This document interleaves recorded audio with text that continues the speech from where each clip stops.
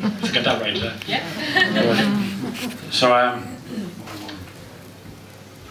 okay, there's one other thing that I'll mention, just to rather explain why it's in the book. It's the story of Coakley's Cross. And let's see, where am I? Yeah, it's difficult to write of something that was so tragic and brutal, and if you don't know the story, you'll see it in the book. A man called Henry Coakley was shot in 1923, and he was a Church of Ireland. But I felt an obligation to show that the Protestant community suffered their loss in the same way that the Catholic community suffered dreadful loss with the execution of Father Sheehy. And I don't have the philosophical arguments to sort of compare those two dreadful events, but I'm sure people will take different views on the article.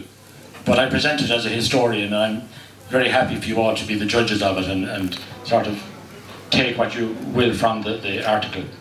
And in spite of our troublesome history that still seems to continue in Northern Ireland, I am proud of the efforts by many people in Clogheen back in 1972, when a group of the Clogheen residents put the past behind them, and they attended at St. Paul's at the last service of the Church of Ireland in that building.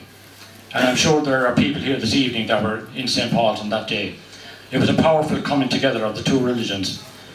And ironically, we look back on 1898 as the great nationalist commemoration of the 1798 rebellion. But of course, 1798 was a rebellion by united Irishmen, Catholic, Protestant, Presbyterian, whatever labels you put on them.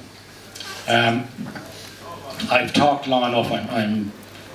I'm starting to ramble a bit. There's a card in the book, and I'll finish on this. There's a card, an insert in the book, or there should be, if you didn't get one, they are there. And the reason it's put in as a loose leaf is I got permission to use it after the book had gone to the printer, and I felt that the image was too important to leave out, so I printed them up and left them in the book like this.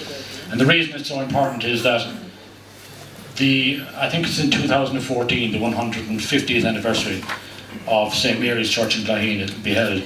And this picture is of the church that stood at that site before St. Mary's was built. This church was built by Father Matthias Casey in 1830. And he used to declare, apparently, that there was nothing to surpass it outside of Rome. And that's it. I'm not going to say any more. I want to thank you all very much for being here and for supporting it. I want to thank the musicians as well. And we have, I see Pat Tracy down there, dying to get going on his guitar, and Mick Donnelly, they're going to play a few tunes for us. So don't rush away too quickly. We're going to play some music in the bar, and I hope you don't go home too early. And thank you all very much for your support.